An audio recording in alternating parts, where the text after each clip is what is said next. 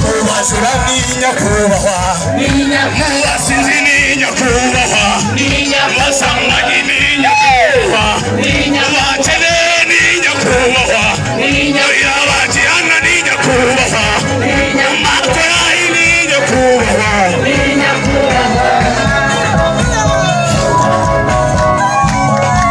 Yewe Kristo umwami w'amahanga, nyemerera kuvuga ibigwi kuko umwami w'amahoro. Iyo kubyina numva nezerewe, ni igitare k'izuba n'amahanga. Kuri uyu musozi turakuririmba nyakubahwa, twarabashoboye twarabasize n'abasambanyi, utugirire neza Kristo wabambwe, uraduhamagara uratuzana.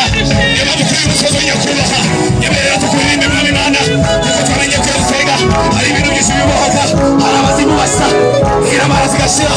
Yo Yesu turagushima kuko wagize neza, icyamuye umunsi wano utangira amakufa bakamenya izina rya